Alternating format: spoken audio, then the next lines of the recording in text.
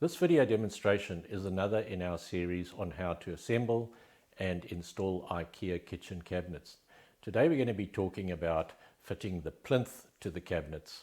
Now this can be a little bit tricky and there's quite a few things you have to take into account if you want the job to go smoothly. And at the end of this video I'll include a link to the other videos in this series. Now IKEA plinth comes in 2.2 meter length, they're 8 centimeters deep, and at the end of each length of plinth is this handy little pack of 2 cover strips and a plastic joiner in case you've got a very long run and you have to join 2 pieces of plinth together. You can use that, it's pretty handy, and I'll show you these in a moment. And they also come with this very good set of instructions, and if you follow these instructions you're usually okay. But there's one or two things I'd like to point out as we go along that you won't find in the instructions. Now the top of the plinth is just flat and it's grey like that, and at the bottom of the plinth you've got a little rubber seal that goes against the floor, a bit like a windscreen wiper of a car. You can see that there. Right, and then I just wanted to show you how these things work. You just break them out of this plastic holder like that.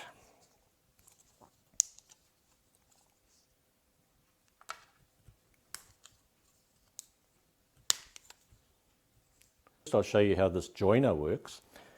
Right, then if you look at the plinth on the end like that, you've got these 2 little holes, you've got a little channel there, and then you'll notice there's these 2 little lips, and that's where this joiner fits in.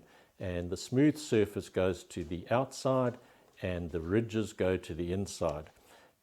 So you just position it so that it slides into that gap there, the same as where the clips for the feet go, and then you move it until it reaches that midline there.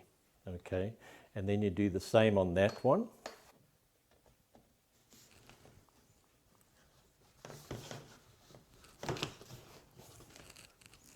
And there we go, that makes a pretty neat join. So if you've got a long run, or if you don't want to waste a bit of plinth, you can do a join like that, but they only give you one per 2.2 meter length, so use them sparingly.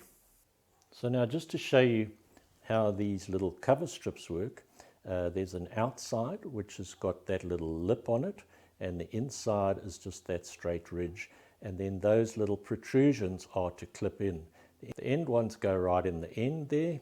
The next 2, those 2 there, fit in that little lip there, the same as the joining strip or the clip for the feet. It goes under that little lip there, and then those 2 little flat ones in the middle, they go into that slot there. So we've got to try and line that all up. I find it easier to just locate one end first and then tip it towards the rest. You've got to just be careful that you've got it all lined up properly. It can be a bit of a mission, this, but that's looking good. There we go.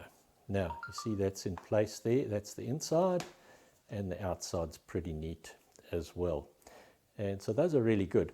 And then you'd only put these on the exposed surface because you're making a butt joint on the corner. So your other piece of plinth comes like that and fits in there, so that's pretty neat. Now the plinth attaches to the feet of the cabinet, and here's one here with these little clips. That end attaches to the plinth and that end attaches to the foot of the cabinet, and they just clip on like that. So once you've got everything lined up, you just snap that on there and that holds the plinth in place. But it's a little bit more complicated than that, and I'll just show you in a minute. Now just to show you how these little clips work, they go on the back of the plinth like that, and then you can either twist them clockwise like that, and you'll notice if you do that there's a bigger gap there than there is there. And that's important because when you come to a corner and you've got to attach 2 of these clips to one foot of a cabinet, then they can't be at the same height, because if they're at the same height, then they won't clip on properly. So then what happens is the plinth that runs down the side will twist the other way so that it ends up like that. And now you can see there are different levels so they can clip onto the same foot. So if this was representing a corner between the front and the side plinths, we just bring it up like that to form a 90-degree corner, you can see now that those clips are at different levels so they can both attach to the same foot of the cabinet.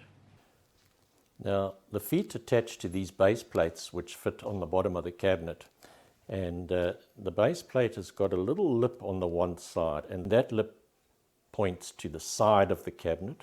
The front or back of the cabinet is in this dimension. So once you've got that in, then you have to put your foot on. Now the foot can either go that way or that way. So make sure you put it so that it's closer to the side of the cabinet than the interior of the cabinet. That's how it's supposed to go. And once you've got the foot on, now you'll notice this little ring here. Now that is there to support the plinth when it's clipped on there, so that if you're sweeping or vacuuming or something like that and you hit the plinth, it doesn't tip inwards and come off. And then the other side of the plinth, this will be the top of the plinth, that'll be the bottom of the plinth. This side rests against the edge of the base plate of the foot of the cabinet. If you're going down the side of the cabinet with plinth, it fits into this little notch here. And usually the front of the cabinet, you'll extend the plinth to the end here, put one of those plastic end caps that I showed you, one of these on the end, and that makes it nice and neat. And then you just make a butt joint. Now I'm going to demonstrate all this on an actual cabinet, just so you can see exactly what I'm talking about. Now, just for demonstration purposes, I've taken this cabinet and I've put it on its back. So that's the base of the cabinet you're looking at there, and that's the inside of the cabinet, and normally it would be hanging on that rail at the back up against that wall in the corner there. So that just orientates you. So now we'll just focus on, I'll just show you how that base plate goes on for the foot. That's important to get that the right way around, and then also how you position the foot is also important. Right, now positioning this base plate for the foot on the cabinet, we're working on the front left-hand foot at the moment. If you're looking at the cabinet from the front, you'll see there are two long protrusions and two short ones, and these go in these holes here. But it's important that the long protrusions go on the side holes, not in the middle holes. And if you look here, you can see there's a little lip there. That's got to go to the outside or the side of the cabinet. And then you just position them there. These have to be pressed in really well. Now the next thing is positioning the foot. Now the foot can either go that way, where it's closer to the side of the cabinet, or if you turn it around, it can go that way, where it's closer to the inside of the cabinet. Now the best way to do it is to put it like that, so that it's close to the outside of the cabinet, because the plinth goes into that groove and sits there like that. And that groove helps to support the plinth at the top, and this little disc supports the plinth at the bottom. Ikea recommend when you're measuring your front surface of your plinth, you take it from that end there to the opposite one on the other side. The problem we've got here is that this cabinet won't have a side plinth because it's up against the wall. So I've got to extend it right up to the end of the cabinet so that you don't have a gap in the plinth on the side of the cabinet there. So that's one thing you just got to bear in mind if you've got a slightly different situation. Now IKEA recommend using a bit of masking tape, so obviously find your measurement, stick your masking tape there, and then just square it off like that, and then use a use a fine-tooth saw to cut through there. The masking tape just helps to give you a slightly neater cut.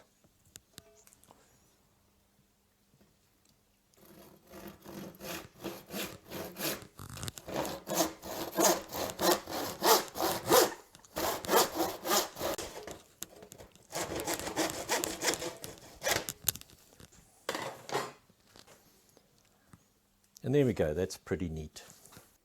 Now I've cut the front plinth to size. What I like to do before I put those clips on, that clip onto the feet, is to get it in position, more or less where I want it to be, and then to mark the center of each foot. That just helps you when you're putting your clips on to get them more or less in the right place. Now I'm going to put these clips on, so I've got to be careful that on this side they don't clash. The clips for the side plinth doesn't clash with the clip for the front plinth. So I'll put this one on and I'll get it more or less on my line. Get this one the same way. It's just a good practice to put it the same way, because in some cases you will put a plinth on the side there. Now for your side plinth, there won't be one on this side, but I'll just demonstrate how you'd measure it. I've got this thing on its back, so I just push my tape to the floor and then I go and measure up to this surface here. That comes to just under 50. So that's the length that I would make my side plinth. There's another way you can measure it, I'll show you. And the way you do that is to clip your front plinth on first. That, be sure it's in the right position.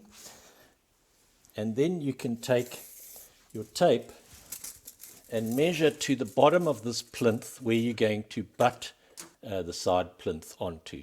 So that's another way of doing it. It's probably a bit more accurate to do it this way, because in real life these things very often don't work out how you're hoping they will.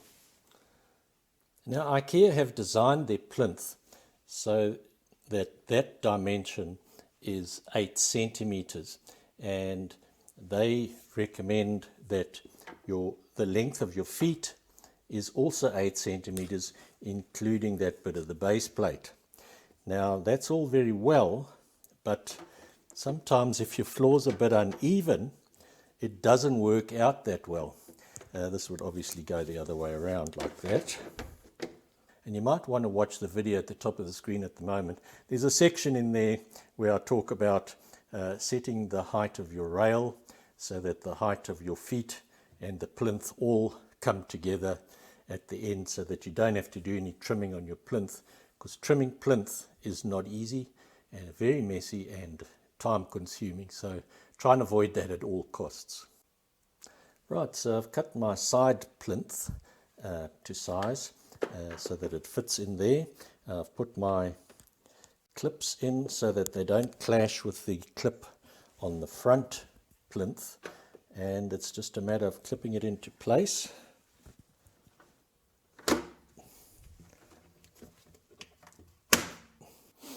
And there we go. And then the final thing that you do is put your little cover plate on, making sure the ridge is to the outside, and get that into place. And there we go, all done. Now normally you do all this with the cabinet in place, because you've got to take into account that the floor might be uneven. And so I've just done it like this, just so that you could see clearly what I was doing.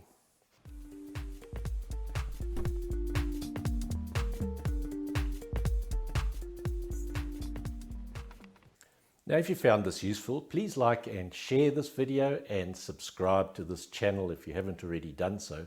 And if you've got any comments or questions, we'd love to hear from you. Just scroll right down to the bottom and you'll find the comment section there. Thank you very much for watching.